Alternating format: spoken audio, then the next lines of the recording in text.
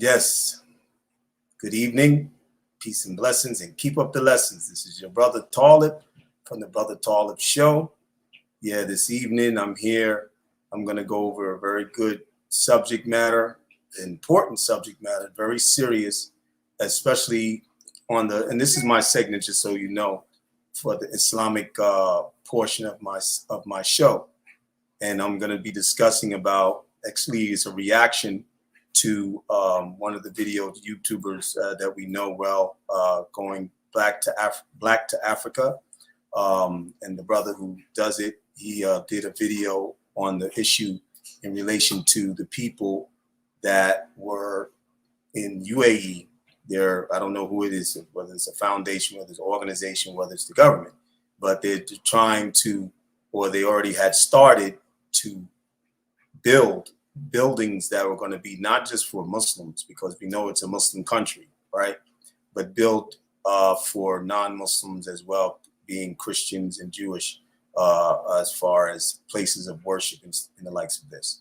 So we're going to be discussing a little bit about it in reaction, and even letting some of the little bits of the video go on as what the brother did. And so we can react to it as far as with an Islamic perspective, Islamic perspective of it, and giving the people a clarification at the same time with Quran and Sunnah. But before we get real deep in, I'm going to let other people come in. I just want to give the rules as most do give, and that we try to stay respectful. We try to keep, in our boundaries as far as the rules is concerned. No cursing, especially with YouTube regulations and the likes of these things. Also, no slandering anyone. Like I said, be polite and be respectful in your comments. And also as we come in, if you haven't been subscribed, try to subscribe to the video so you can stay in a loop of the videos that I do and continue to do and have been doing. You can also view the videos before this one, and I will be doing more lives as well later on, inshallah. Also tonight, and besides the subscription, like the video if you do, and try to stay with us through the live. We're going to cover questions, at least 5 questions mainly, and get that done and then expound on the issue and, leave it from there. It's not going to be that long, but once we finish with the questions, we'll go from there and finish up, inshallah. So we're not going to keep everybody in for hours and hours in. But anyway, again, this is like my second live anyway, so I'm going to pretty much go according to, what I'm learning as I've been learning, and just bear with me, be patient with me and everything. And I'll try to get us through and enjoy everything. I hope you enjoy. So those who are coming in, just say in the comments, and then I'll probably see you and, greet you, or if you want to be greeted. Also, or you want to greet back. Also, if you want to comment and you want your comment to be presented, I'll try to post it up. And, then we can maybe speak about it, inshallah, being that, this is a discussion overall. And pretty much I'll try to go through as much as I can through the comments, because there's a lot to do as a facilitator and the admin of these streams. So, as I'm realizing and, doing my own. So pretty much just bear with me again, like I said, and I appreciate you being here. Those who are going to come and get involved and try to, really, interact with each other and dialogue, because this subject matter is very serious. And forgive me for any statements that may come out that you may not like or anything, but we're trying to be clear and bring clarity upon what is Islam, unlike what is permissible and what is not permissible, in relation to this subject matter. So to no further ado, I have some brothers coming in, inshallah. They're waiting, and I'm going to try to bring them aboard. And I'm just going to check real quick. Let me see what's going on here. Okay, we got. All right, ready? Come on in, brothers. MashaAllah. Hey, assalamu alaikum. Wa alaikum assalam wa rahmatullahi wa barakatuh. كيف حالك? Alhamdulillah, akhi. Alhamdulillah, wa anta? Assalamu alaikum wa rahmatullahi wa barakatuh. This is some reason why I can't view you. No, I got my. I'm not looking my best, brother. To be honest with you, so. Oh, okay. yeah, Okay. yeah. That's what's going on with me. And Yeah, S man. man, you're the same. Is it because you actually have it like that, or?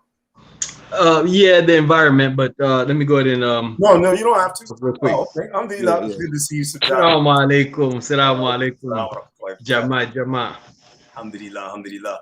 So basically, alhamdulillah, we can get on in. I'm pretty much just trying to give like a reaction kind of video to the brother who's going black to Africa, did a video based on the UAE. They were planning, or they already have started, as he mentions it, and you might hear. I'm going to let some of his video play so you can get actual wording from him, and also just to know so that this is not something against him. This is just a reaction to what he did, and hopefully, if he comes in, if he can come in, if he knows what's going on, and I would like him to be in the discussion so he can clarify everything he was saying in relation to as far as his questions, because it was like he was questioning a little bit what these people, which are supposed to be Muslim, have done or doing in the land of the Muslims to bring non-Muslim, structures or building structures for non-Muslim religious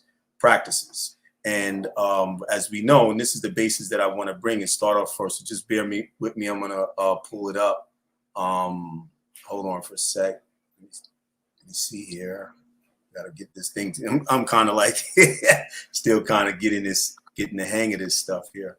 All right. So just bear with me, brothers. I'm going to share this.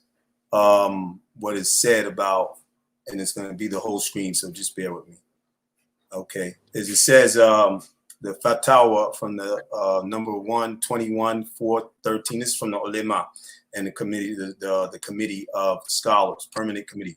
All praise is due to Allah alone. May peace be upon the last prophet, sallallahu alaihi wasallam.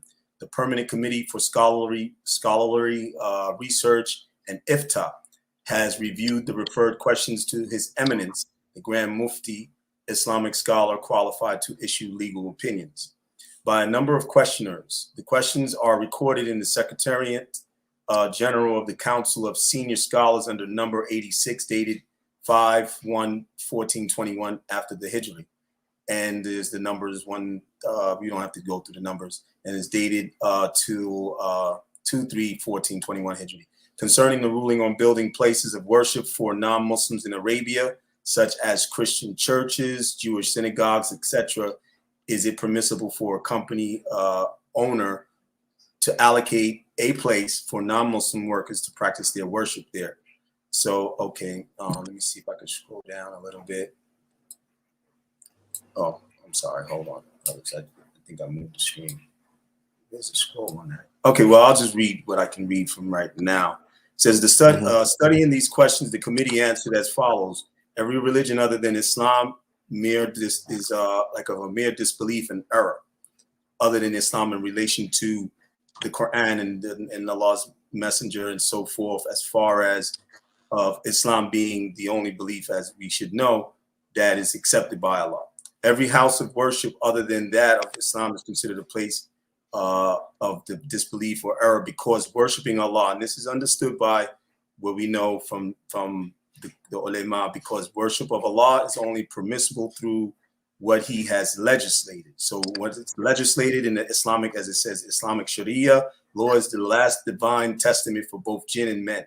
So according to them, that the Quran and Islam is the last of the final beliefs that came, and the other beliefs have some error with them, or they totally went into a state of disbelief because of the way that things had went away from, the truth that it was from the prophets of Judaism, such as Moses,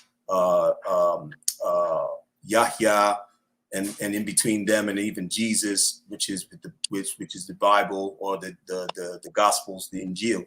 So basically, this is what they're pretty much breaking down without me reading all of the rest. So basically, let me go from there, come back to you guys. Sorry about that. All right. Hold on. You see me yet? Yeah, I can see you. Oh, okay. I'm trying to. Yes, brother. Sorry, this thing is. I'm sorry. Computers I know what you're going through. Yeah. I go through it too, man. Technology. Yeah, man. Okay, so I'm here. Okay, and it's slow a little bit. Bear with me. And now I know what you're going through, brother. When we be seeing you, you be like looking like a robot, moving slow.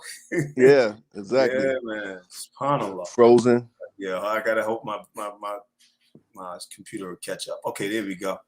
All right, so basically, we're gonna just do like you do, Akhi, and I appreciate your inspiration in doing my first, my live with you guys on the panel. Is that you set up some questions and I followed. If you don't mind, I copycatted that. No problem, no problem. No, because it's really it was good and it presents things in a more organized manner so that people can follow with some organization. You know what I mean, and not be where are they coming from? And we want people to have clarity. You know what I mean.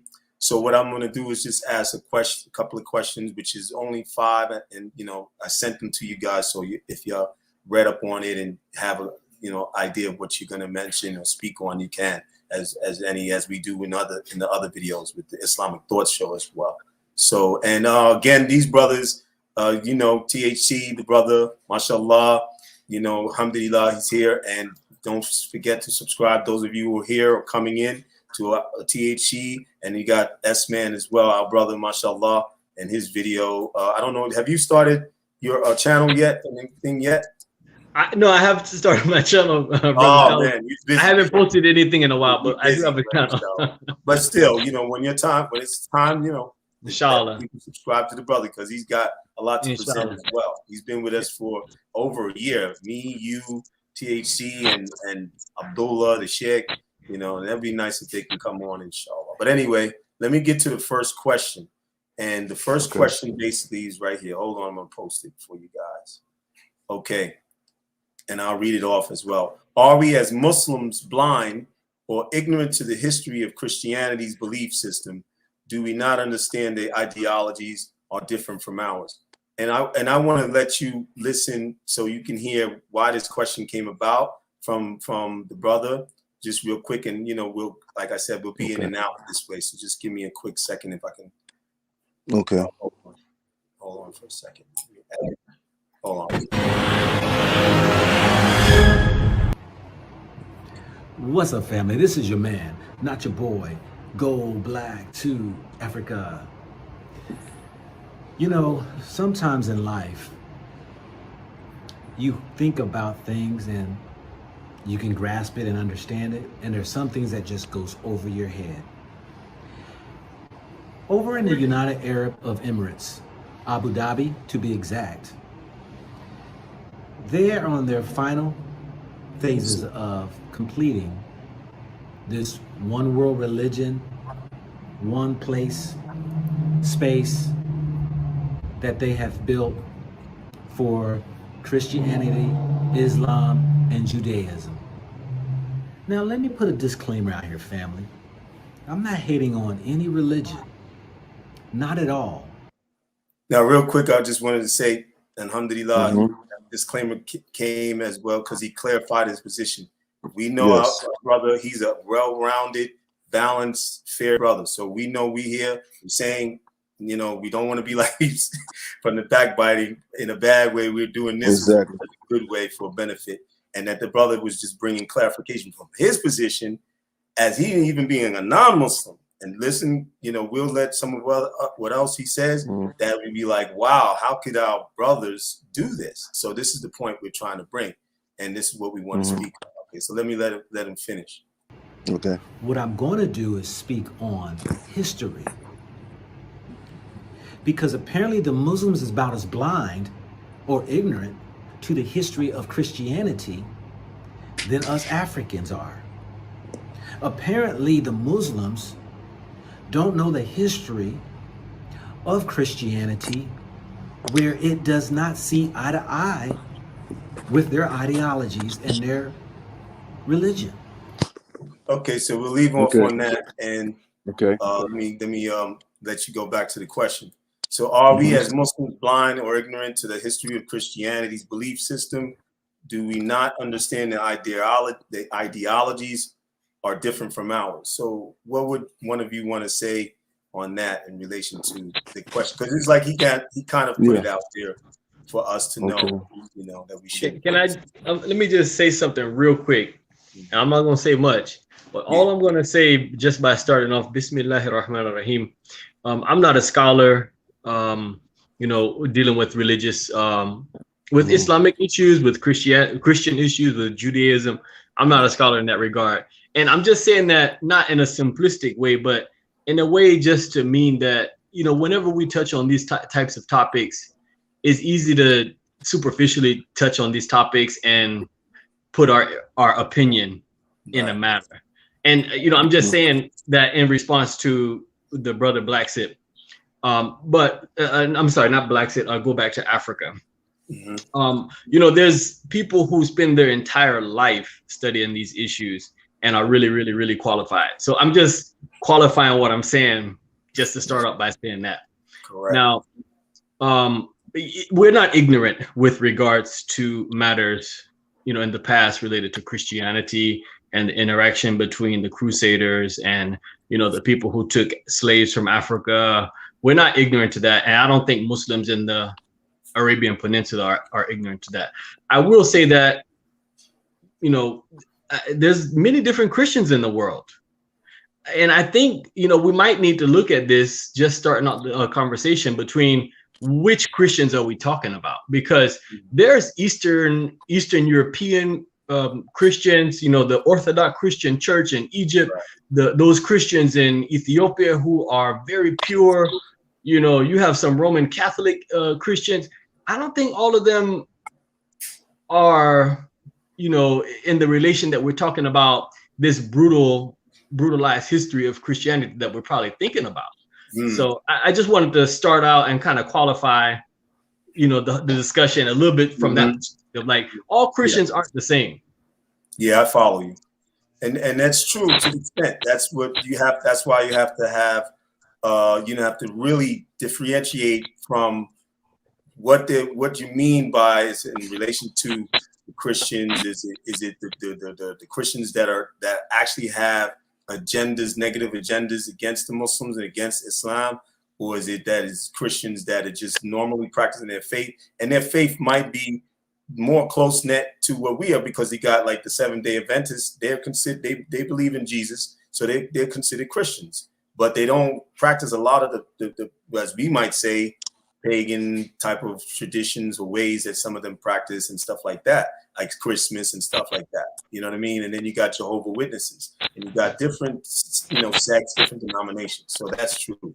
You have to be a little more clear on what you mean as far as Christianity is concerned and their belief system. But what would you say, I think, as well? Me? Oh, okay. I like to echo what the what S-Man said too. You know, I'm not a scholar. I'm not any of that. So no, I mean, a lot. Neither of us.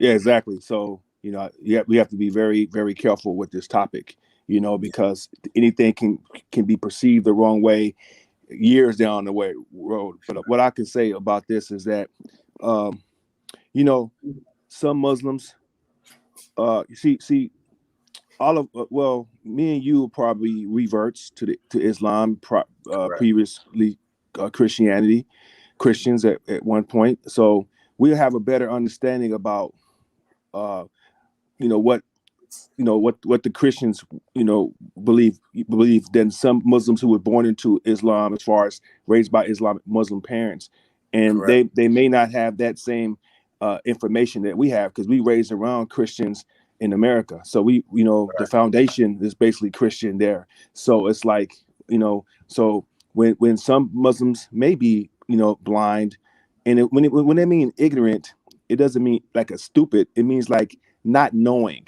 And I think when people see the term ignorant, they mean it's like a negative term. But I don't think this is meant in this way. I mean, it's like lacking the knowledge of actually what a Christian is. And that's what I think is going on with that. So you may have some people who just like a lot of Christians, I can't stand Muslims. Why? Because what they did in this day, they blew stuff, you know, but they don't know anything about Islam, you know. So they're ignorant to a fact about Islam because they haven't met a Muslim in their life until they see it on TV. And the only thing they see is a negative Islam portrayed in a negative way. So that's what I'm getting at. It's just like, yeah, you know, some of us may be blind and ignorant to into, you know, the history of Christianity, because a lot of them don't. We only those who are raised in an Islamic family, like they pretty much know, you know, Islam all their life, and then when they hear about Christianity, they probably know a few, because there are some Christians in majority ran countries, but they still don't really know. So I that's my opinion on it. Yeah, I appreciate it. Alhamdulillah, mashallah. Alhamdulillah. And you know, both of you brought good points, and pretty much the point that last you were saying, Akhi, is that, you know, we have a little more information, and even him as well, because he said back in one of his videos, he came back from a past of having, you know, Christianity as well. So he knows. But as far as Islam, I'm sorry, go ahead, I didn't want to cut you off. I just wanted to raise my hand, but finish your thoughts. Yeah, so I'll say pretty much. So he had, the only thing he might have lacked in this question here is just the ignorance of us. But not every Muslim is as well doesn't have knowledge of what's you know, the Christians' ways and their practices. You know, as far as for Muslims to understand our differences, but that we would apply it accordingly to our own faith as such, you know, and that's the point, is us sticking to what we, you know, are upon, the Quran and Sunnah. And like what I brought earlier, it's mentioned that we, of course, we wouldn't allow, if we were using more of our minds and using what the Quran says in the Hadith, that we would, of course, as with us being rulers of people, we wouldn't allow that. So on a normal basis, most Muslims have a knowledge to know that we wouldn't allow this, but he might just be bringing it because of only what he knows of as far as Muslims in Islam. So that's understood. Yeah. So go ahead. I'm sorry. No. I was just gonna add a little bit to say, like, you know, dealing with the history of, you know, I think probably, and if the brother Go Back to Africa can come on and explain, that would be great. But yeah, you know, I'm just kind of thinking along the lines of maybe what he thought, which I don't know, but you know, Christianity, I think, has been hijacked, you know, and in the way that I think certain world powers have used Christianity as a tool to dominate other parts of the world. Right. And there's a statement, a quote from Jomo Kenyatta, the original president of Kenya. He said, like, when the missionaries came, we had the land and they had the Bible. They taught us how to pray. They taught us how to pray with our eyes closed. When we opened our eyes, they had the land and we had the Bible. So, like, I think, you know, Christianity has probably been hijacked in the sense of, you know, world powers have probably used it to dominate over the past 400 years. But it's not all Christians. So I just wanted to say that too. No. Alhamdulillah. That's clear. So let me try to move on. Oh, you wanted to say anything else, Shahid? I mean, Saeed. I'm giving you. No, I agree. I agree with Brother S, man. You know, and also, you know, him being in America too. He understands, you know, a lot better sometimes. You know, understanding what the Christians may, you know, he's around them too. You know what I'm saying? So he has a better understanding as well. He don't have to be a revert like we are, but he's even Kenya. If you go to Nigeria, Nairobi, it's a lot of Christians there. It's not too many Christians in Mombasa and everything, but their presence is there as well. Yeah. So, you know, and so he has an understanding, you know, being continental, you know, America and Kenya. So he has a lot of experience in that, you know. And my mom was a Christian. My mom was a Christian before she became Muslim. Yeah, my mom has been Muslim like 5-6 years now. She used to be a Christian all the time. I still have half my family who are Christian. Yeah, on my mom's side. And this is a thing that happens as we, even in Gambia, the brother THC, is that people have camaraderie where they get along and they have you know, agreements, and they have, you know, they don't have those issues where like this would be an issue, if being that the UAE, it's not an issue for them if they're doing it. But is it now, as far as Islamically is concerned, that's a whole nother story. That's what we're trying to get into. But Exactly. the people have gotten along in many different countries and parts of the world, and as you said, different Christians as well. Because like in Egypt, I was in Egypt, you had the Coptic Christians, and they were one of the first actual Christians, Egypt and Abyssinia in Ethiopia especially. Yeah. So they followed before Catholicism came in, before the European became Christians, as we can say. And so basically, they have a different way, and they like we know in Arabic, they use the terms in Arabic as they say Allah, as to refer to God. You know what I mean? So they have a relationship with the word as far as they're part of their regular language that they speak, because they speak Arabic. They don't say they might say God, or they might say Jesus or anything like that. I don't know if they say Isa, but I know they say Jesus for sure. But pretty much, there's what it is just that to know that things that have been happening as far as this type of things of churches being built and this and like that, this has been going on. It's nothing new, but is it permissible? That's the point that we're trying to make. So we want to get him to be cleared on, and others that have also viewed the video, and so that they know that Islam doesn't fully, as far as we know from the scholars, that it promotes doing and making these maneuvers, because the Muslims are one thing, but Islam is another. As far as we are Muslims, we all implement Islam. But as far as our actions, when we do other than what Allah says in his messenger, then we have to clarify that. So that's the point. But yeah, let me move on to the next question. All right, just give me a minute. Close that out. All right. Yeah, why would a Muslim state allow Christianity as well as Judaism at the same table when it comes to matters in a Muslim state? Now, I was going to put a video on, but I don't want to keep it long.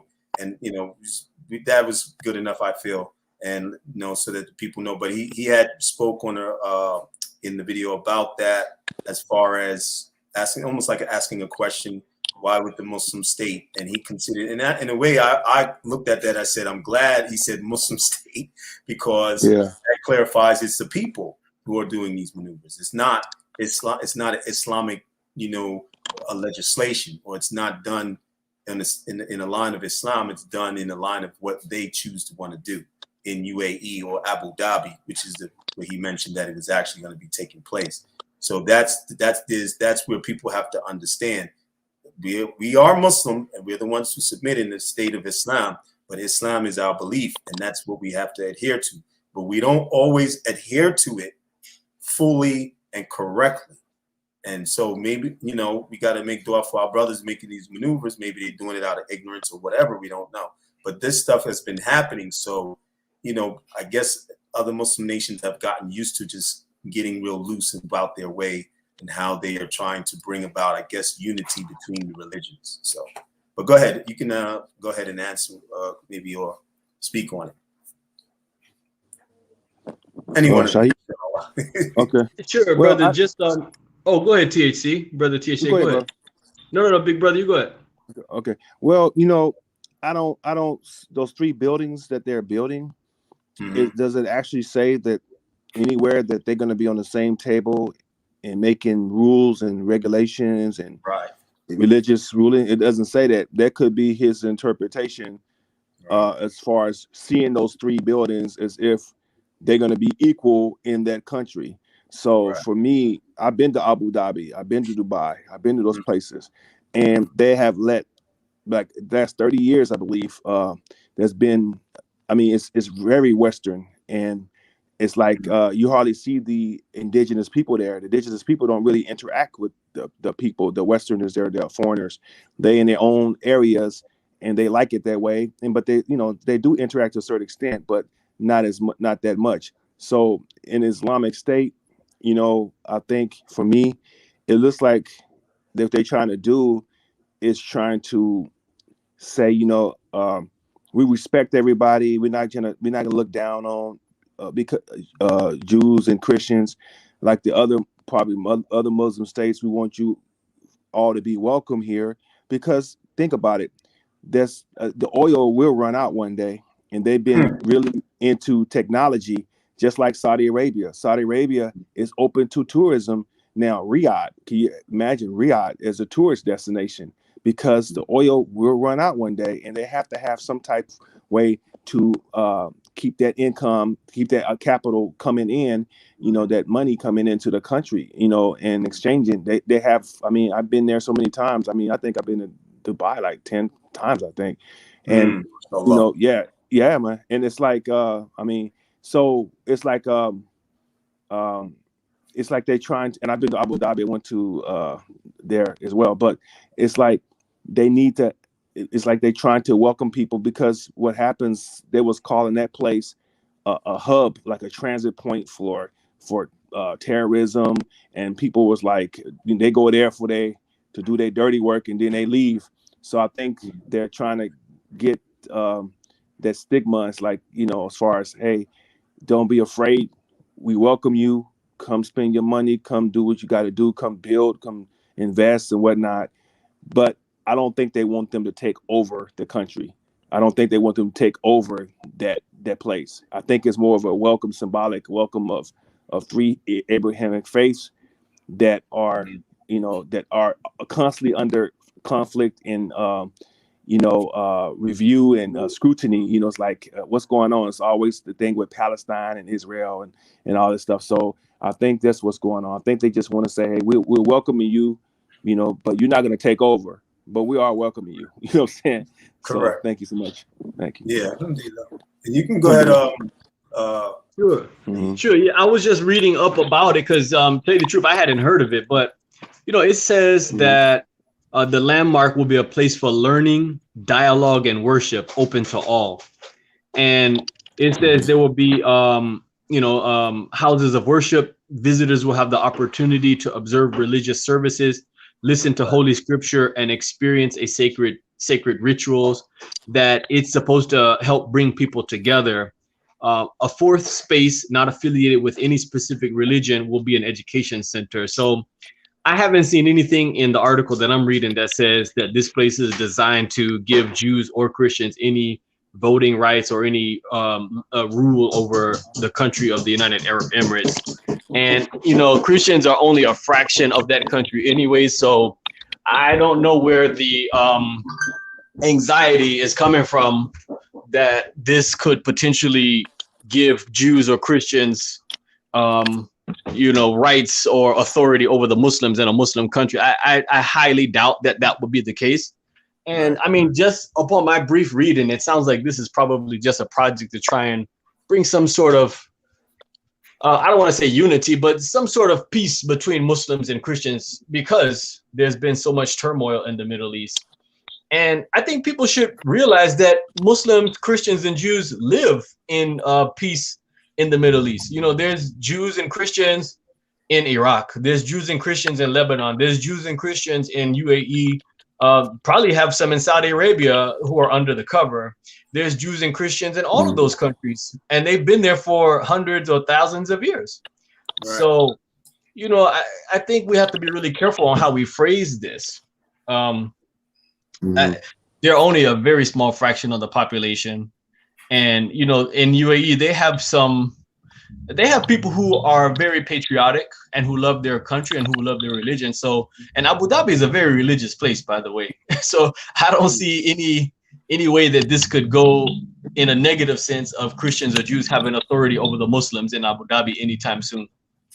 Yeah, and I would agree to that also, because also the people have to look into and understanding the history of the Arab Emirates, and that they started out as on a more nationalistic basis and cultural basis, and it wasn't established as far as Islamic is concerned as like Saudi Arabia, which is actually true Islamic state in that area, in that region, because they implement their actual system is according to the Quran and the Sunnah. But as far as the others like UAE, Qatar, Oman, and Bahrain, and these others around in those areas in the Gulf, the Khaliji countries, they didn't start on that. They started on that we needed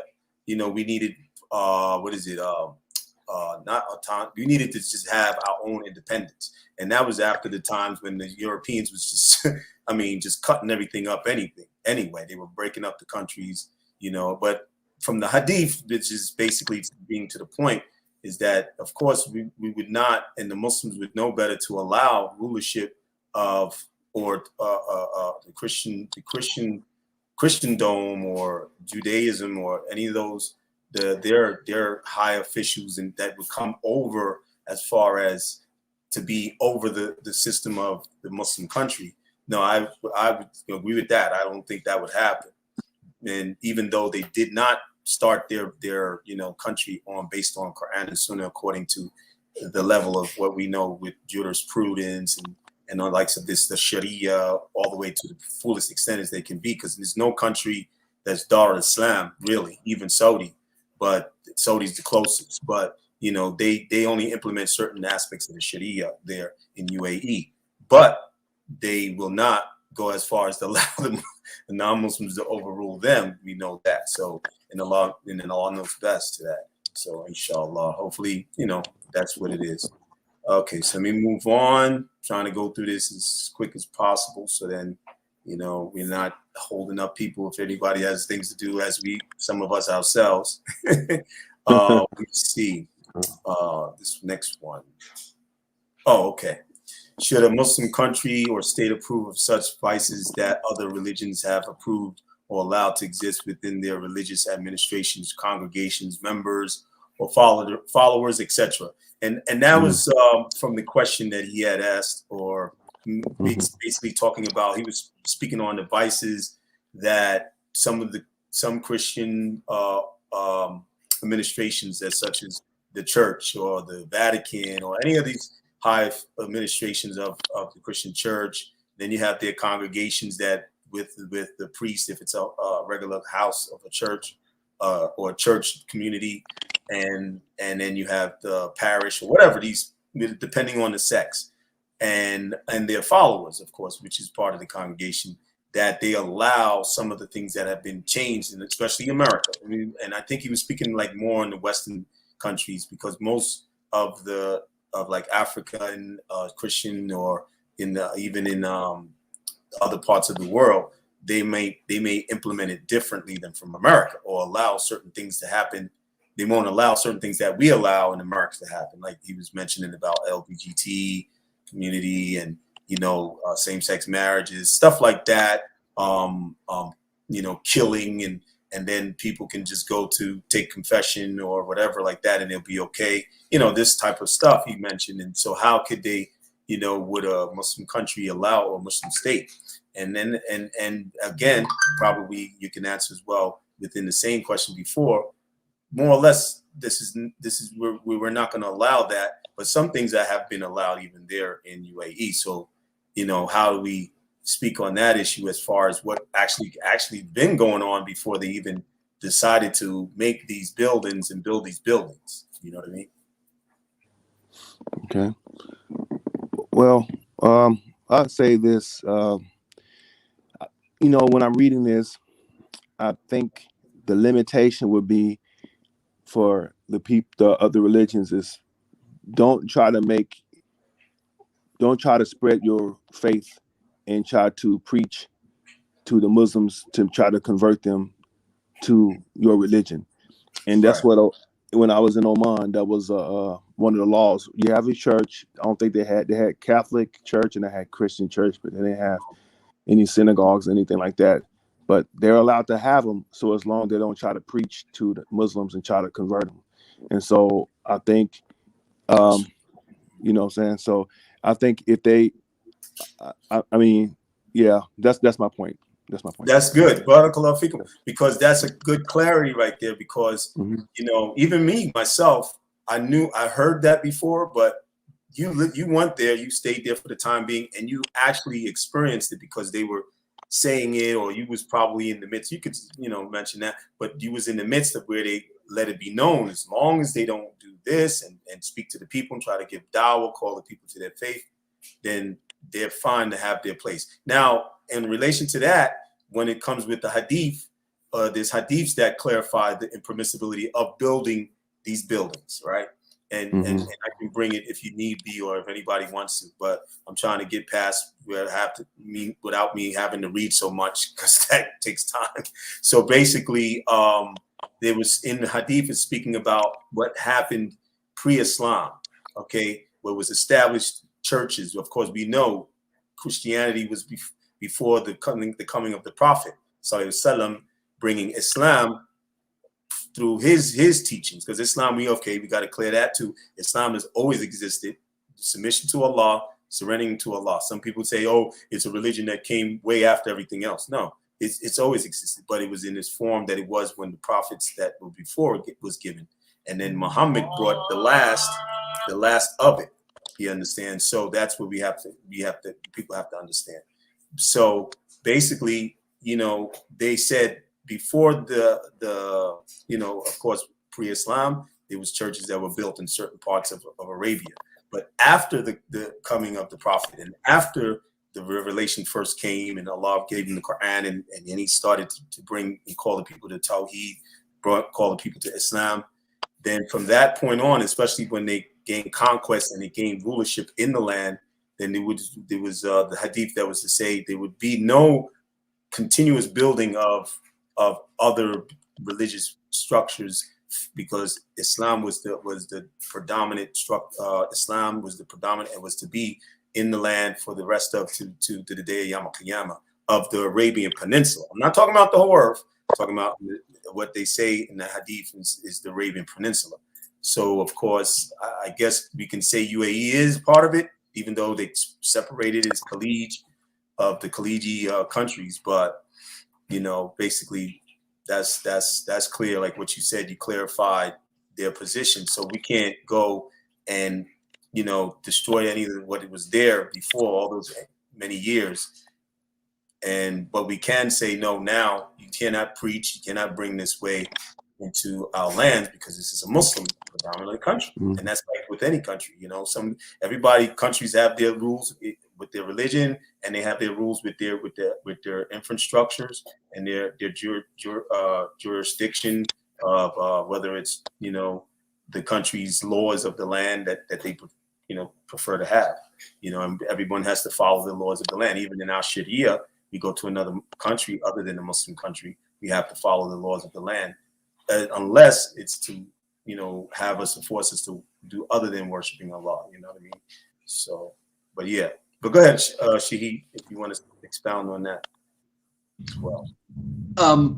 Brother, just restate the question for me. I was doing research on the topic, but what was the original question that TAC had responded to about them not propheticizing in Muslim land? What was the original question? Oh, should a Muslim country or state approve of such vices that the other religions have approved or allowed to exist within their religious administrations, congregation members, or followers, etc.?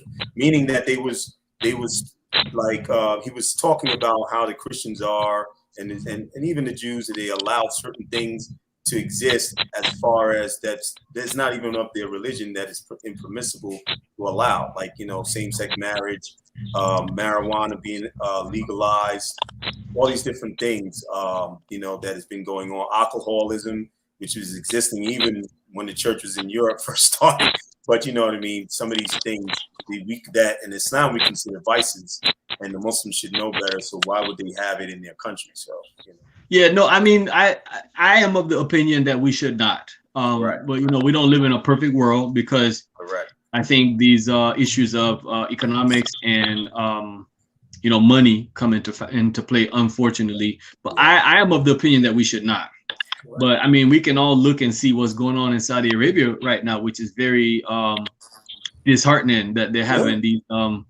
I mean, they're basically going against the norm in Saudi Arabia, which has been the norm forever. Like, they're allowing intersex movie theaters, and they just had some bash party in the desert, and some people were naked. Some women were naked in the desert, and so I mean, I think there's a lot of stuff going on right now. Yeah. And there'll probably be some repercussions from that too, but that's the correct point that I'm making. Yeah. And I'm sorry. Did you finish? I'm sorry. Yeah, no, go ahead, brother. Let me go and make salat really quickly. I'm gonna be right back. Okay, Give me like okay. 5 minutes. Let me just make maghrib. I know your adhan went up too. But let me go make. Yeah, it did. Inshallah, I'm gonna try to get through this, and I'm gonna make my salah because I don't want to leave the brother alone unless you don't mind. Yeah, I know. I'll be back in 5 minutes, inshallah. You Go fine? ahead, okay. we can take a All right, break. so back in 5 give minutes, us inshallah. 5 minutes, inshallah. Okay. All right. I'm coming right now. All right. So, oh, real quick, and people, those who are viewing, just give us 5 minutes for the brothers that are leaving, and we're going and making our prayer. We will return in 5 minutes. So I should myself. Okay. Thank you very much, and just hang in there. And I would like to play the video. I don't know if you want to. Do you think that would be a good idea to let the video go? Shaheed. What's that? The video? Shaheed? Yeah, to run the video. What do you think? Yeah, that's fine too. Yeah, okay. You can run it. I mean, yeah. All right, so then they can get to hear what he's saying and everything. Exactly. All right, we'll be right back, inshallah. All right, inshallah. Okay. Why would a Muslim state allow Christianity as well as Judaism to be at the same table when it comes to matters in a Muslim state? What do I mean by that? How could you approve of other religions to come in your country who accepts gay lifestyle, gender bending, the use of illegal drugs, prostitution, same-sex marriage, pedophilia, drinking alcohol, so many other things that are contrary to a Islam state out of the Quran? And these different types of approvals and these lifestyles will have an impact in your society. Why would you allow such a type of people or a religion to come into your country who believes in these things and you do not? Let me tell you what's going to happen. I've been around long enough, 55 years. I've seen the games. You see, unbeknownst to Abu Dhabi, the UAE, and the Muslim world, what they have just done was relinquish their own belief systems. Why do I say they relinquished it? This world aspires, desires to be like the West.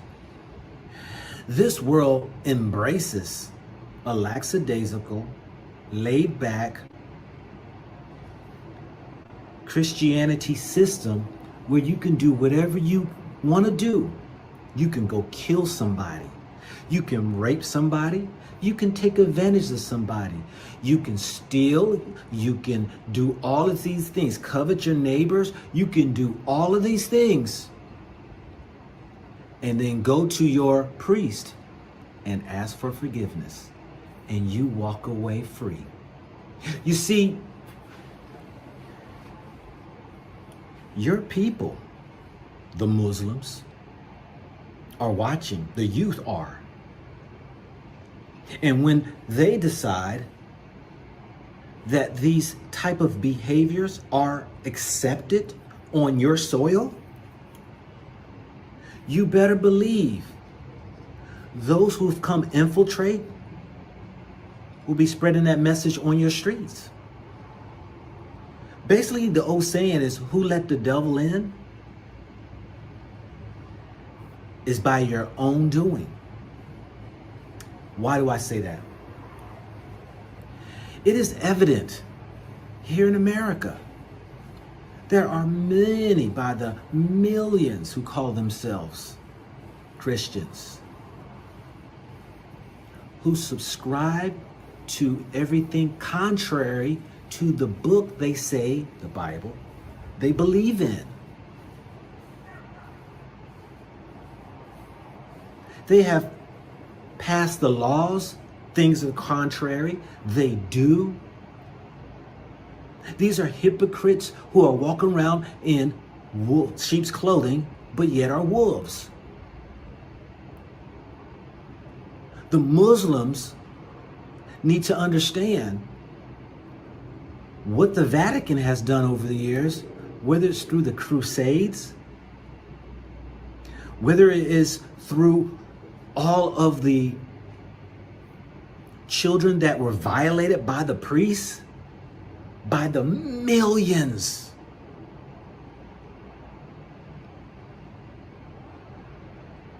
And you can usher in on your soil. What you have done is caused a curse. And that spirit will infiltrate the youth and will change. Now, we already know that some Muslim states are becoming very lax. They're giving, doing away with certain systems that are supposedly written in the Quran that one should be prohibited in doing because certain reasons or what have you.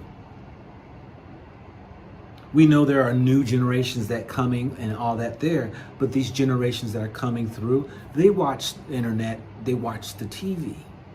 They aspire and desire to be just like America. People want freedoms. They want to do and behave the way they want to do and behave. Now, nobody should have really the control of really how you want to be and all. But I would say that to all the Muslim countries, take a look at the problems that are going on here in America. You rarely find in some of these Muslim countries, but I'm not saying that the Muslims are perfect. We know there are acts of slavery, sex trafficking, and issues that go on. Yeah, so alhamdulillah, brother Shaheed is S-Man's back. No, not yet on here. But okay. Just to make a point, we was talking about, brother, you know, it's okay. I mean, they have their reasons for letting other faiths in, long as they don't corrupt the Muslims and take us from our deen. That's the issue, especially the youth, and it's because when I would listen to Go Black, what he was saying, and what he was saying, it makes sense because, you know, just how it happened back in the day when was for slavery, for the Atlantic slave trade, is that they were using the missionaries first to soften us up as a tactic, and then they have the pictures all over of an image of God that look like them, and then we become we start to worship them without even thinking about it. It was just subliminal whenever and so then they bring security for their people. We want to live here, but we need security. So they brought security, which is military, and then gradually took over. Say, hey, we got some good things over here in the new world, whatever, and we got people that's gonna we need some of your workers to go, you know, there and help us harvest these cotton and tobacco and all that. So it was just a big game. And what Go Black seemed to be saying is that he kind of think it may happen again. Yeah. That's what I got. That's what I took from it too. Yeah. Alhamdulillah, barakallahu fikum for that. That was good clarity too. Yeah, and you know, may Allah guide our brother. I mean, and that, you know, he means well from what I see, you know, and he can mention it for himself and, you know, clarify if maybe he might speak to you or whatever. So, because I don't have that relationship like that, but I know I listened to him, and most of the time his videos he was even, you know, even on an even scale with everybody. He tried to give the side on each side its even scale. of its bads or its goods. That's one thing that I didn't know about when he brings his videos. So, you know, we just hope that that's what it was coming from, that he was concerned about, that the people, again, will be taken for a ride and bamboozled, as Malcolm X said. You know what I'm saying? And so I understand that. Yeah. Welcome back, man. Back in the hood. MashaAllah. Yeah. So, yeah. So we'll move on to the next question. It's like 2 more left, so you know it's not a whole lot going on with that. Hold on, let me get it. Okay. What do we think will happen as a result of any Muslim country doing this or allowing this? Like, as he mentioned himself, that he feels that this is going to happen, and like you said, Saeed being about there being fear of being bamboozled, and the downfall will lead to, well, that's what will happen. But what do you think, Shaheed, since you came in as well, to add to that? This question is kind of like what Saeed was saying, because he was listening to the rest of the video before you came in. Yeah. Well, I think it depends on where, like the country of reference. It depends on the country. Yeah. In UAE, I don't know. I mean, because already Dubai is pretty liberal, you know, and women, right, that's it. You know, the tourist women, Western women, they walk around in shorts and tank top and whatever. So it's already there. It's already there. Subhanallah, Abu Dhabi being a more religious emirate, you know, there'd probably be some pushback, you know, but I don't take UAE as being extremist. So, you know, you could have some people over there, but they're real liberal. Yeah, as far as the UAE, I'm not sure, but you know, in Saudi Arabia, that's a different story, and there's already been some pushback, you know, in the past. If you're familiar with history, you know, there's been some issues in Saudi Arabia the past 20, 30 years, you know, because of or 30, 40 years ago, because of you know, having like troops over there. You know, some people wasn't happy about that, and you know, some stuff happened. So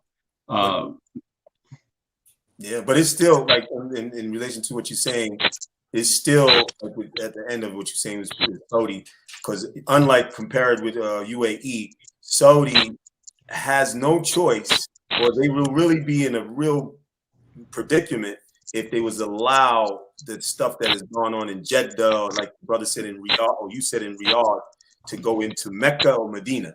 You know what I mean? So especially Medina, even Mecca has like fast hustle bustle stuff.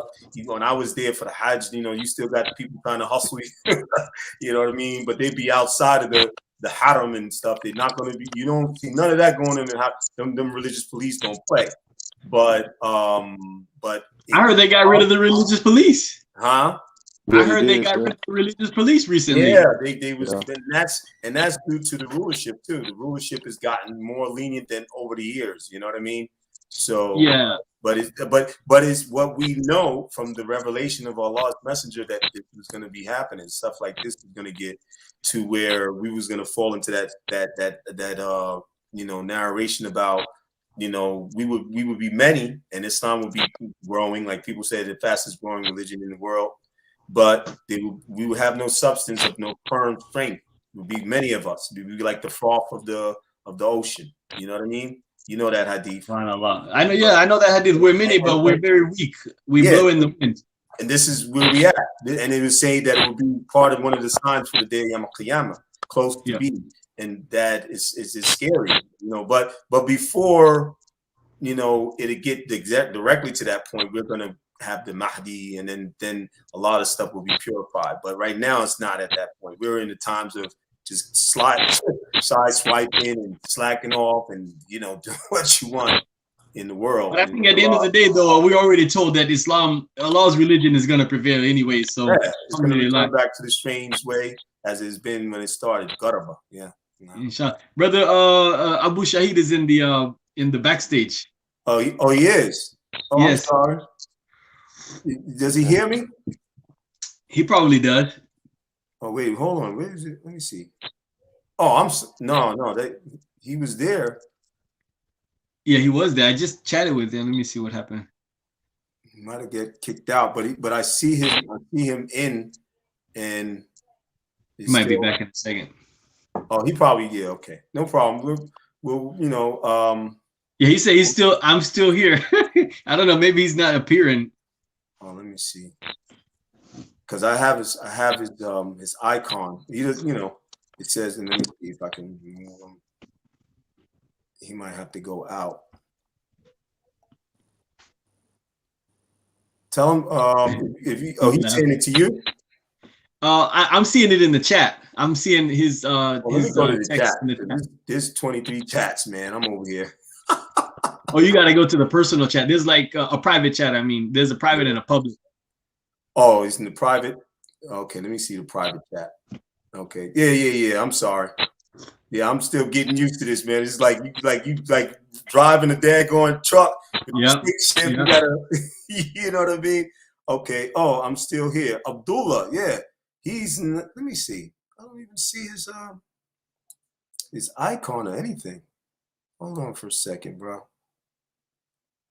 I'm gonna take this off. I'm gonna take the video off.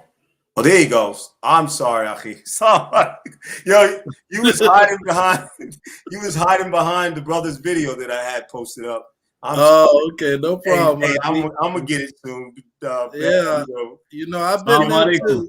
Yeah. Walaikum salam, brothers. Salam alaikum, brother Shahid. Saeed, he was here too, was he? Walaikum salam wa rahmatullah. Yeah, he's still here. But I haven't heard him. He might have stepped away or something. I thought it was him that he was talking, that Shahid was talking about. Okay. Yeah, I apologize. I'm out there in the farm, so yeah. Okay, no problem. Well, we went through the questions. We're almost at the end, but let me go and try to get back to it. To the one that we're on is what do we think will happen as a result of any Muslim country doing this and allowing this? Well, I don't know if you know, the topic is based on the people who basically were in UAE, the Muslims, of course. I'm not going to leave that out.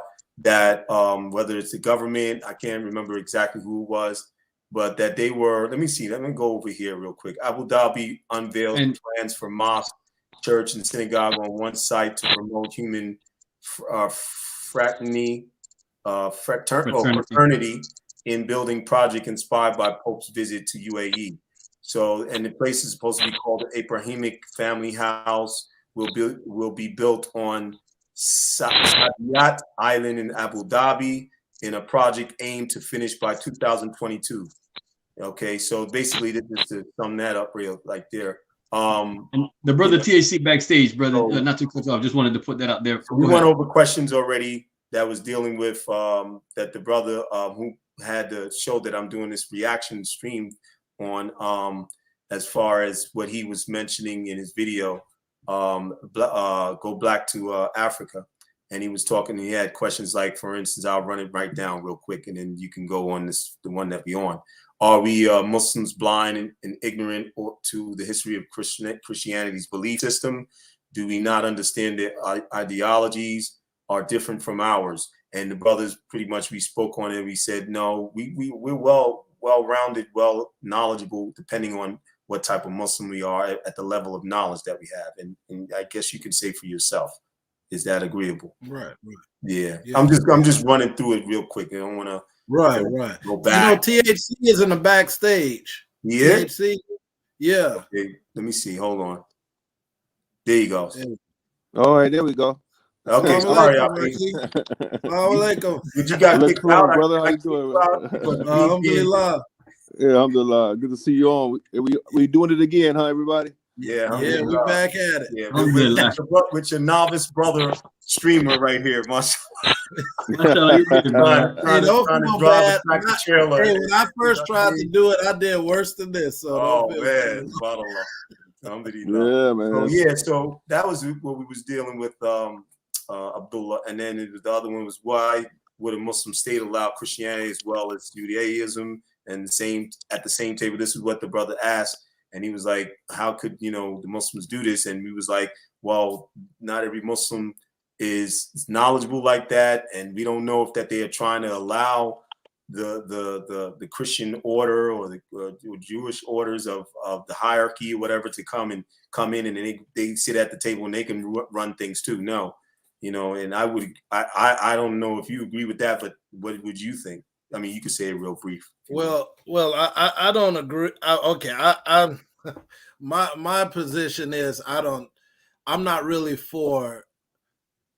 Okay, how can I put it? I'm not for this Chrislam, Right. you know, that type stuff. Right. I'm not for that. Yeah. Now it doesn't mean we can't work with other, like with the Christians and the Jews in their prospective places. If any of these individuals required refuge or asylum, that we worked with them on issues like that. We should always be friendly to our neighbors. We should always show love with them because they're our brothers and sisters of humanity, and they're the people of the book, you know. So we should always also extend a helping hand. Let's say, and I'm speaking about Muslim countries, you know, if there's another country, even if it's not Muslim, they have like a crisis, maybe a natural disaster go through or some type of terrorist attack. I believe the Muslims should be in the forefront in helping other individuals in these areas and showing our resolve that it's not just about us, it's about humanity. Right. Now, that's why I feel that it should stop. Because when it's coming into the situation where they say, well, let's get one coalition, one rainbow coalition of Muslims and Christians and Jews and Hindus and whatever. And let's come together. I'm not saying you can't talk about things, but when you're building structures dedicated for these other religions, right, that's when it's a problem. Not for Islam.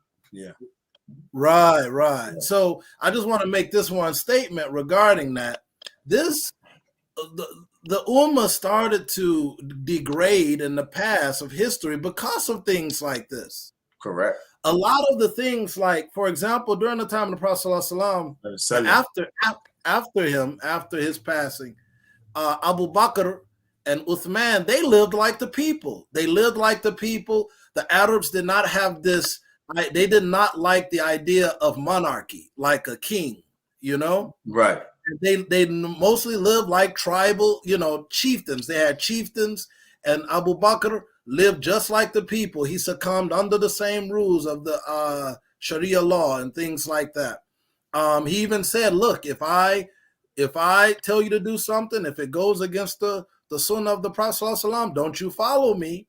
You see? Yep. But then what we find out, coming back to our point, when the Muslims start to migrate towards North Africa, Al-Maghrib, where the Byzantine Empire was at, they start to merge and adopt a lot of their ways. So now you see when the Umayyads and the Abbasids and the Fatimids and the Seljuks and the Mamluks, when these empires successively start to grow, then they started to develop an identity that was similar to Europe. They started to accept the kingship. They started to oppress some of their women. Oppression of women, that didn't come from Islam. No. That came from Europe. Correct. That was a Europe pastime. Oppression of women, making women where they can't go out and can't be seen at all. These were European oppressive ideologies that came from the Christian, the papacy. Their version. Yeah. Right. So these ideas started to infiltrate the Ummah as they started to blend in with these societies. So we always like to talk about how Islam gave the world mathematics and all of this and eye surgery, cataract surgery. Yes, that is true. Science. Right, science. That is very true. Timbuktu, the place, the central point of knowledge. But then we never like to also mention how the Muslims were infiltrated in their understanding of things and in their practices by Europe and by the church. And they started to adopt some of these things by going into allegiances with these cultures, because there was not a kingship until they came in contact with the Byzantine Empire. Then they started to adopt those habits. So then what happened? Europe began to grow because they became more secular and they divided church and state. Their experience was bad. But then what happened with Islam? Even though it was the light of the world, it started to degrade because they left their principles trying to be more like what the church was pushing. That's correct. And then look where we at today. Right. So now I just see something like that in Abu Dhabi, a potential or possibility of actually happening again. And like, I think I caught you when I was in backstage, you was talking about, Brother Taalib, about we're living in the last hour. And these are things that, you know, the froth of the sea, there'll be many Muslims, but very few will be upon the way of the Prophet ﷺ. Correct, correct. So yeah, that's why I feel it's a danger. No, helping, working with them, developing ideas to better the condition of a people throughout the world, yes. But now saying, okay, let's merge our, you know, when you're talking about faiths, let's merge these faiths, come to a better understanding with blah, blah, blah, you know, that's where I say you got to be careful. Because there's a detriment to that, and to add to what you're saying is the merging kind of like negates and or abrogates what the faith is bringing, and how can we say or do that if Allah already said that this has been perfected, the Quran is without any doubt, all these things? That would be contradiction to go and do that. It has no need to do that. So why would we do that? But I agree with that, and also, you know, in relation to the part where the people coming along and working together, it's only should be for the Muslims that we have to know is upon the Quran and the Sunnah. So whatever the Prophet said it was permissible to do, there was Muslim interaction with non-Muslims, and there was agreements and treaties and all different things that they did and worked and did business as well, commerce. So, you know, and as time went on in centuries, this was going on, you know what I mean? So there was, and the agreements of that, the lands that were before Islam, and I said it earlier with the brothers, that the lands that were before Islam, pre-Islam, came there from the Prophet, sallallahu alaihi wasallam, his bringing up the Islam, because all the prophets also came with Islam, but it was a different time, and it was different revelations, and the last revelation was the Quran. So basically we know that, and then he came into the land. Once they came into the land and brought the revelation and brought Allah's word, and the legislation came through, then there was no more building of places of worship that was other than Islamic masjid, the masjid, or the places of worship for the Muslims. And that was clear, and the ulama clarified. I also read it before. So alhamdulillah. But now on this last question, here's like, what do we think will happen as a result of any Muslim country doing this or allowing this? And if, you know, I had mentioned, as you said, as you came in, he was in backstage for what I said, and then so you kind of pretty much spoke about it. But if you want to expound a little bit more, you can. Go ahead. Yeah, that's basically we have a repeat in history. That's basically what can happen. You know, history is there to teach us lessons. You know, why did the Roman Empire fail? Because they became immoral and depraved, you know, and what's happening today in our societies, you know, in the secular world. They're letting go of the morality that Allah has given us, even given to basic animals. We're losing them. We're leaving all of that. And then we wonder, why is the families breaking down? So all of that stuff go in part, you know. I feel that if Muslim countries and societies begin to try to constantly embrace, I mean, for example, we love our beautiful masjids. Our masjids, you go to Turkey, I went to, when I was in when I was in Casablanca, Morocco. Oh, okay. Yeah, I visited the Hassan Masjid, Hassan II Masjid. Beautiful. Beautiful masjid. Large, beautiful masjids. The Jama Masjid you got in Kenya, these are beautiful masjids, right?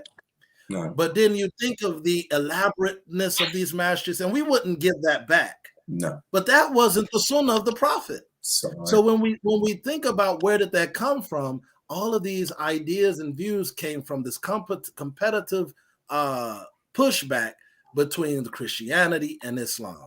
Christianity was building these large structures, and then the Muslim nation started, let's build this structure, let's do this and this and that. And there's a lot of history behind that. But what I'm saying is that one nation has the ability to influence the other based on the power structure of that nation that's doing the influencing. And we know who's in control. Well, Allah's control of all things, but what I mean, we know what governmental systems are pretty much the mechanics of what things are going on. and these are the Christian world. This is the largest religion as of now, and they have far more of an influence. So this happened back then. It's repeating itself.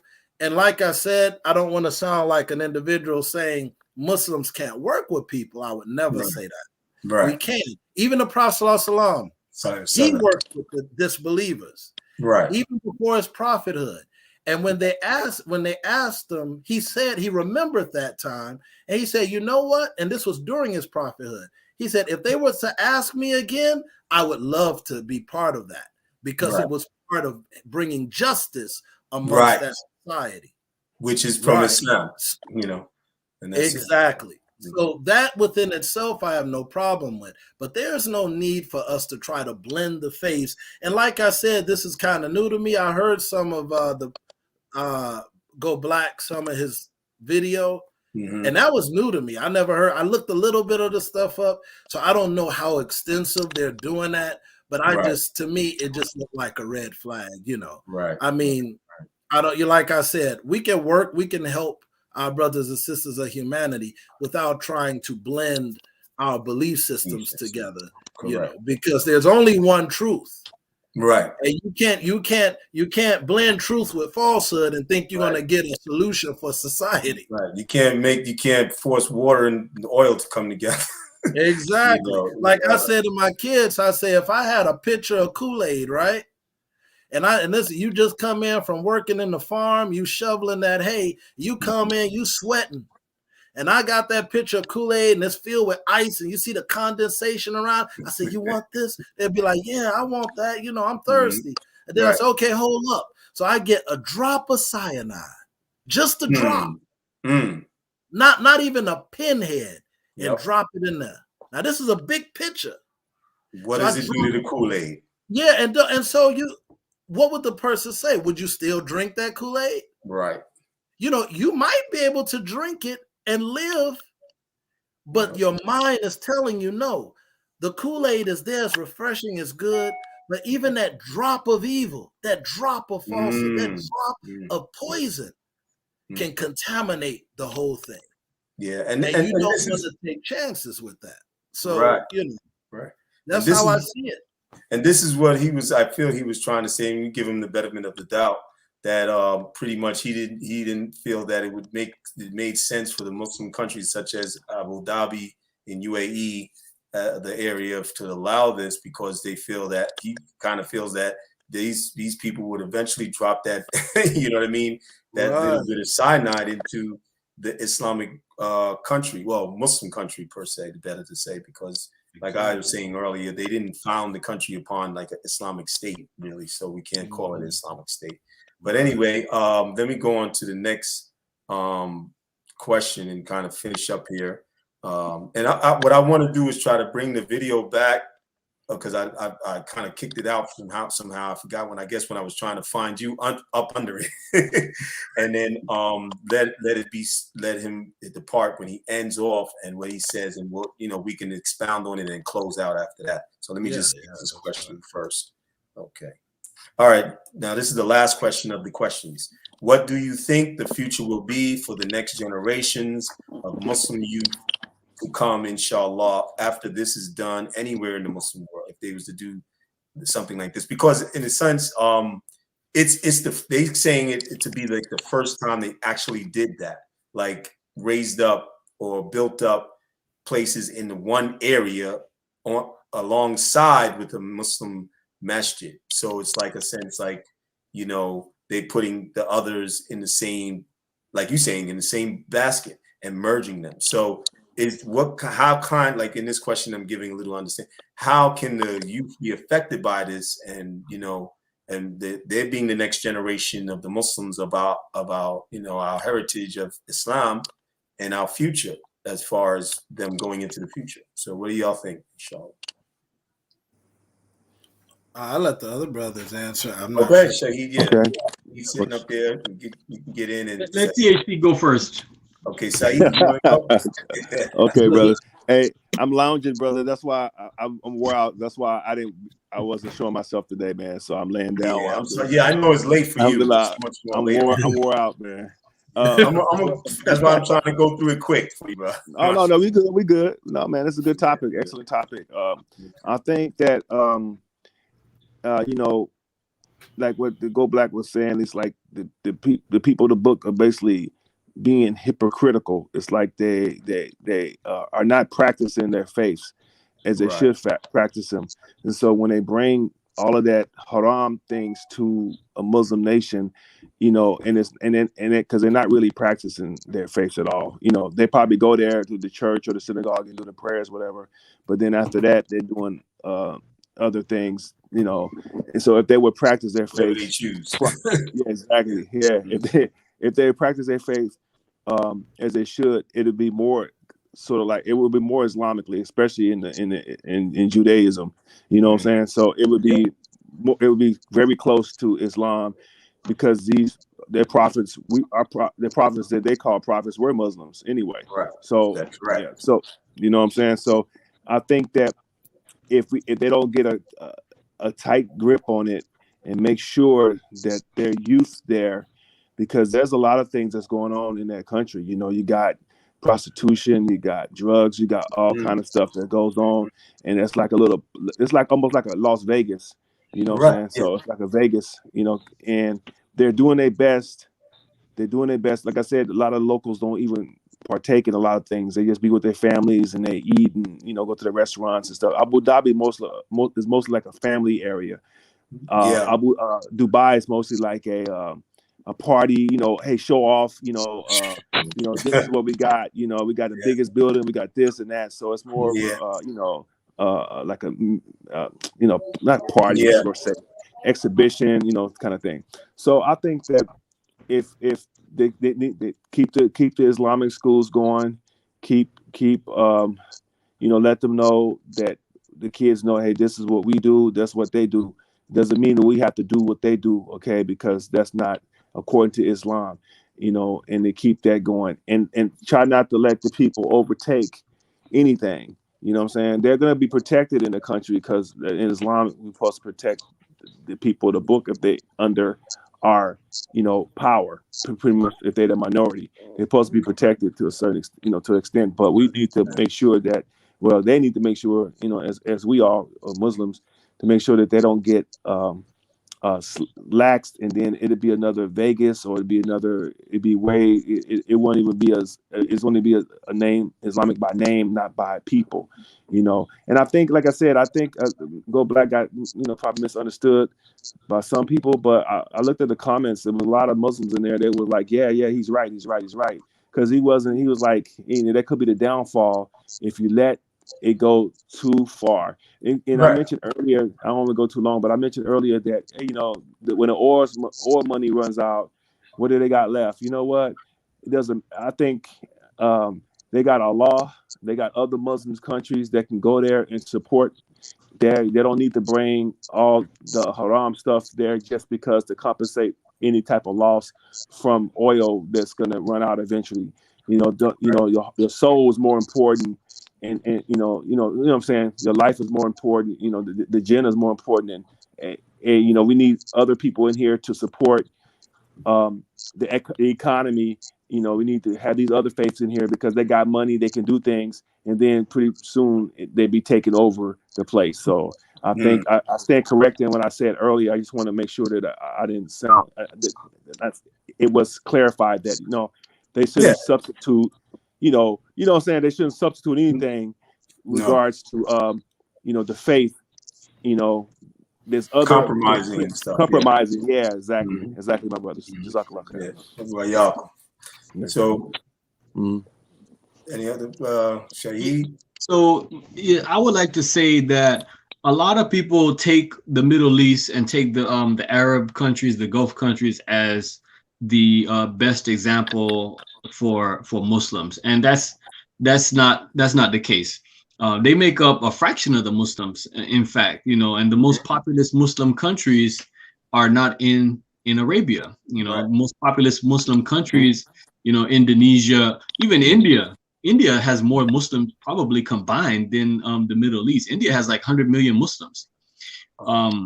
So, you know, Nigeria and other places around the world. Indonesia, 600 million.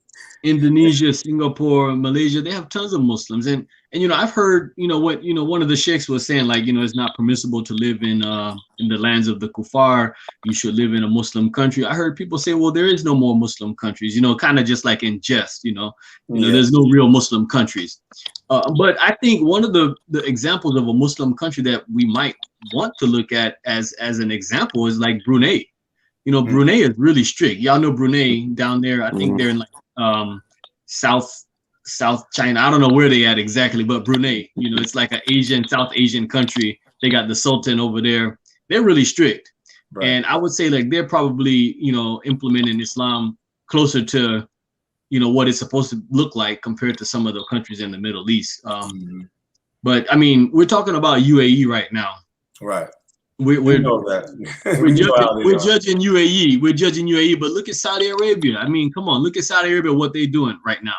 We should be more shocked at what Saudi Arabia is doing right now compared to what's going on in UAE. They having bashes out in the desert, naked women.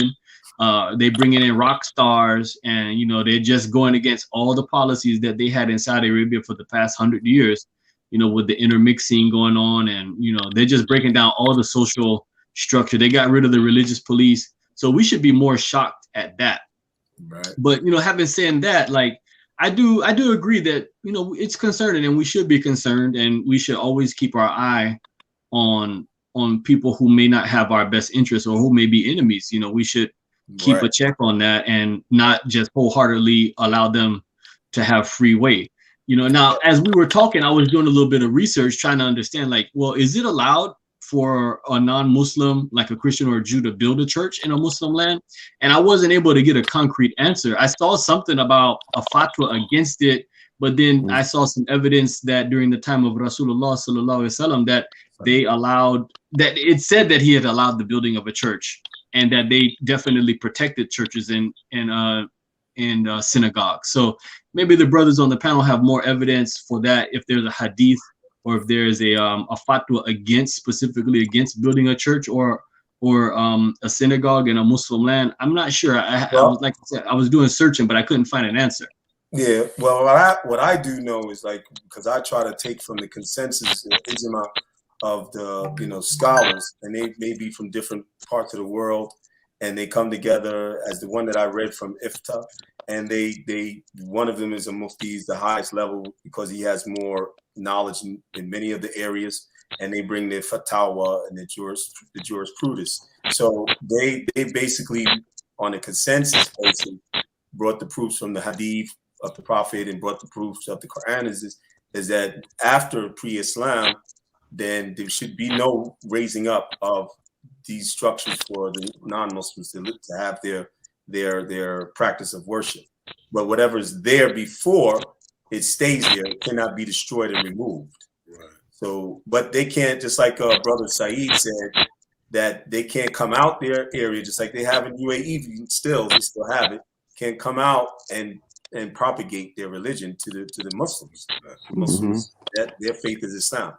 So that's what is the consensus more than me. I don't know. Some scholars may go and they may bring what they might have from the hadith, but if they don't have that, that's for me. That's my position. If they don't have a clarity that the hadith is sahih, and for me, I definitely, if the ijma is saying that's good enough for me, because there's enough people who are bringing plenty of proofs, than just one person. And if that one person brings more proof that is sound, and he's been in hadith for years as a scholar, then you have to take from him too, because he's there. But more or less, I know most of the major scholars, they speak against this. But as far as, and that was the issue that even one of the brothers, I don't know if it was you or if it was Saeed or Abdullah, mentioned about the people having, in Saudi, when they allowed the coming of the kuffar to come into the land and have their base, the military base.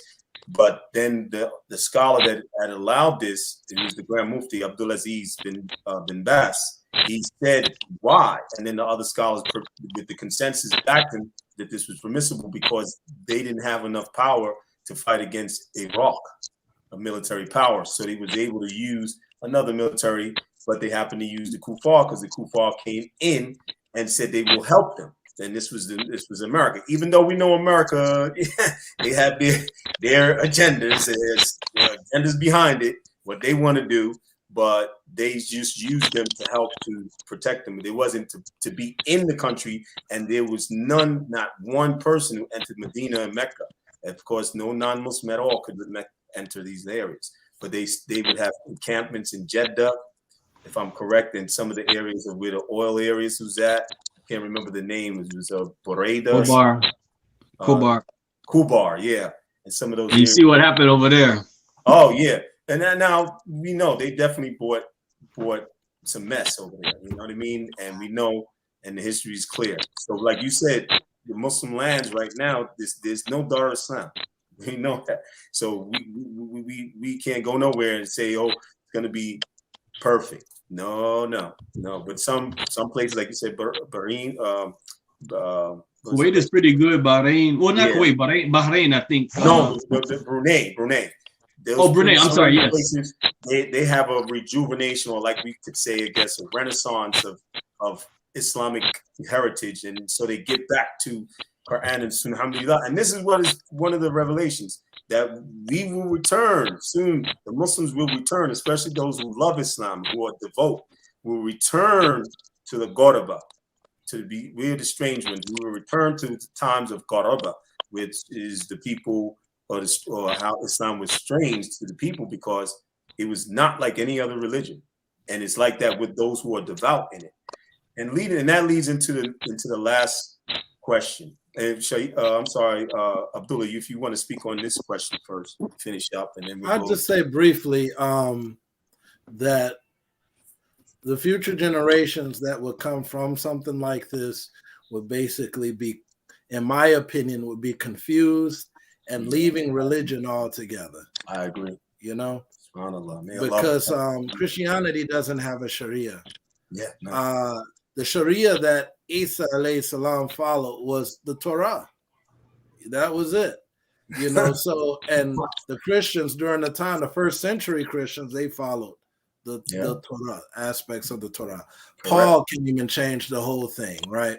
Correct. So as Muslims, we stop at Paul and then continue with the Prophet sallallahu alaihi wasallam. Yeah, we skip Paul. That's right. Yeah. So the point that I'm making is that, I believe it will change the generation of young people where, you know, you blending these religions like this together, where you have Islam that has a Sharia, strict laws on how to guide and govern our lives. You have another faith that is all about, what did Paul say? He said, Jesus nailed the law to the cross, meaning that there is no law. It's the law of the heart. So with that type of thinking, you know, you hear many, and I'm not beating up on Christians. I'm just speaking. That's not my point. Speaking what's real, what happened. Exactly. There you go. Just speaking the facts. You know, that's like, for example, many Christians, depending on the denomination, say, I'm saved by the blood of Jesus. Right. So basically, whatever you do, you're not going to be held accountable because you're saved by the blood of Jesus. So what type of law is that? So if you're blending these type of if you're blending Islam and Christianity's ideologies together and trying to make some rainbow coalition in that aspect, I don't see any good coming from that from the youth. The youth will be confused. If they're Muslim, they will no longer respect the Sharia. Because, you know, what the Christian ideology may be, you know, and then the Christians will not have a good picture of what Sharia is, because those that claim to be Muslim would not be following all the aspects of Sharia law in doing things like that. And just to mention this, Brother Taalib, I agree with you 100% with the consensus that you follow. I follow that as well, exactly to the T, regarding we're not supposed to be building new structures within, you know, the Muslim lands. If there is a structure there, you don't tear it down, you don't break it down. That's their place of worship. If they want to worship anywhere else, they can worship in their homes. And that's what the ulama has stated. and they can't Correct. come out doing their rituals and stuff for others to see. I Correct. agree with that, you know. Correct. But yeah, that's my understanding. That's what I believe what will happen to the youth, you know. Okay. Alhamdulillah, shukran, barakallah fikum, brothers. So what I'm gonna do is just put the brothers back, his video back up for the last part. I'm gonna cue it up and to his last part. So bear with me. Let me get this thing going. Hold on. Hold on, let me get it queued up to where it was at the last part. Because behave. Now, nobody should have. Well, like what he was saying at the last part, because he clarified, you know, for us that we should know, and this as far as to closing out a little bit on what we should know after all of what we spoke on and we got into. Hold on, let me see if it's near there. I tried to put, I was supposed to have written down. Let me see. Hold on. Oh, there it is. It's at that point. Hold on. Okay. Those who are devout stand strong and true in delivering the message exactly the way it was written from the beginning. Where you see other religions have strayed away, so far away, that even the people are confused. But because of this division and this confusion, the country will fall. Okay, so what do we say to that? I'm pretty much, for me, I agree with most of what he just said. That if we claim we're upon Islam, we're Muslim, and we devout, even for our brothers there, may Allah guide them and set their affairs straight in UAE, and any whoever's put that together to have this done. That if you're devout, then we're supposed to be going according to what he said. The text and the word before is Quran and Sunnah. And this is the point of this discussion. So what do you brothers say? I agree. I agree with Yeah, me too. I agree. Yeah. I agree too. Yeah. You know, may Allah continue to guide us all, you know, and keep us straight and narrow on this deen. You know, we have to like, you know, and none of us are perfect, as we said, none of me, you, none of us are scholars in here, but we strive to what we know, we're going to strive with it. And then what we have to strive to learn even more is to go forth and to implement it, because, you know, as we see our brother of our African descendancy, you know, from GoBlack2Africa brought, and he clarified a lot of things that I agree upon. Some of the things he made a little bit of errors, maybe because he's not Muslim. We can't judge him on that, you know. So May Allah guide us all. Right. Some things he couldn't fill in fully anyway. May Allah guide him, not me. So, but he brought a lot of points that we should check ourselves, and that the Muslims and those who were in here or didn't come in. Okay, no problem. Maybe you'll see the video later. I'm still new to this, so I guess that's why.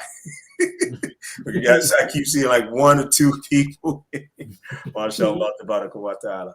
But, you know, to come into the future, we got to be better. And, you know, may Allah help our brothers again. I make dua for them, man, that subhanAllah, because I don't want to see that Allah brings the adab on them for this that they're doing, which is in you know, contradiction to the faith or anything, or going against it. You know, we all have to know, even with ourselves as individuals, if we decide to disobey or go against, especially purposely, and you're aware of it and you know what you're doing, that's even worse.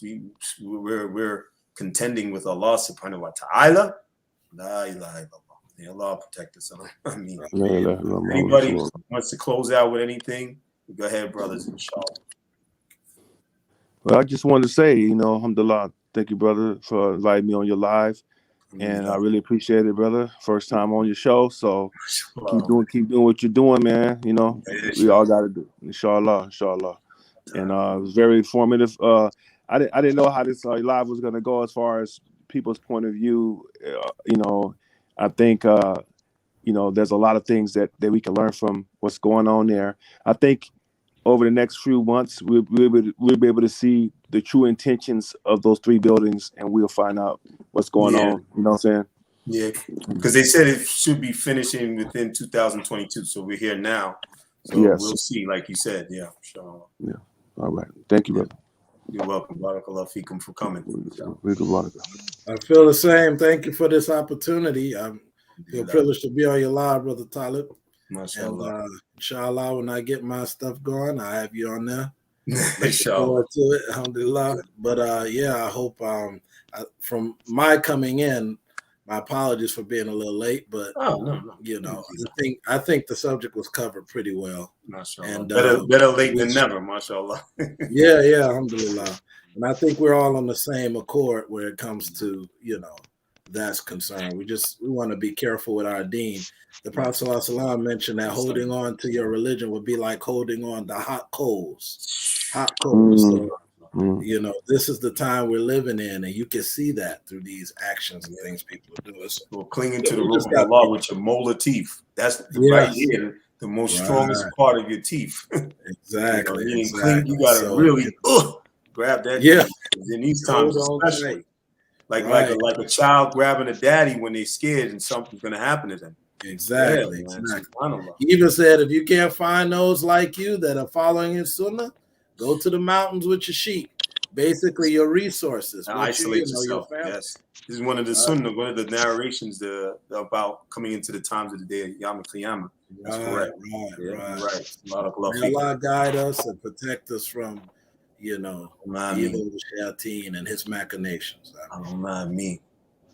S-Man, closing out, brother. What you got? Yes, brothers. This is S-Man. So yeah, thank you very much, Abu Talib. This was a great topic and a great show.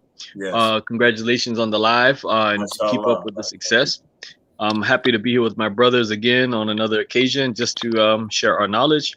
And like I said, it was a great topic. We're living in some really difficult times. Some you know, people will say it's the end time. So I think when we're discussing topics like this, we have to take all of this into context and remember that, you know, the times we're living in are very, we would say, very weird times, you know, where we even told as Muslims, you know, when the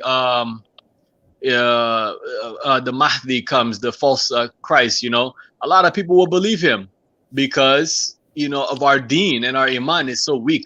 Oh, you mean Messiah Dajjal? Because you said Dajjal. I'm sorry, the Dajjal.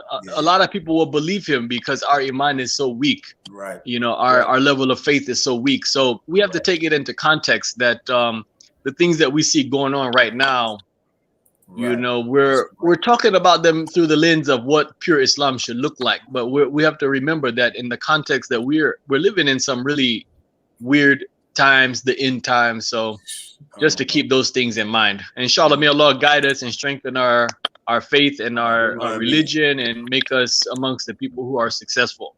Allahumma ameen. Barakallahu feekum, my brothers. Really appreciate y'all and, you know, supporting your brother Taalib and your brother Taalib show. And everybody who's been here or sees this video, don't forget to subscribe to these brothers. THC, of course, we know of him, you know, through the YouTubing channels and going on into various areas of where he covers in Gambia and his you know, his experiences there. Then you got S-Man with his soon to be inshallah he'll get on his videos out there, and Abdullah say it for me, Sujada, I think it is. Sunjada method, and the brother's been doing the D is silent. The D is silent. Oh, so it's Sunjada. Okay, barakallahu fi. And he's doing his thing. Sunjada method, brother Abdullah, and he's doing his thing. He's been doing plenty of videos so far on various areas of Islam, and even before he was doing videos about him with his farming, if I'm correct. Yeah, so subscribe to him as well, and to your brother Taalib, inshallah. You can click the like button if you like the videos, and I appreciate everybody being here. And I'm gonna say good night and assalamu alaikum rahmatullahi wa barakatuh. I'll speak with you brothers soon, inshallah. Inshallah. Inshallah. All right. Assalamu alaikum.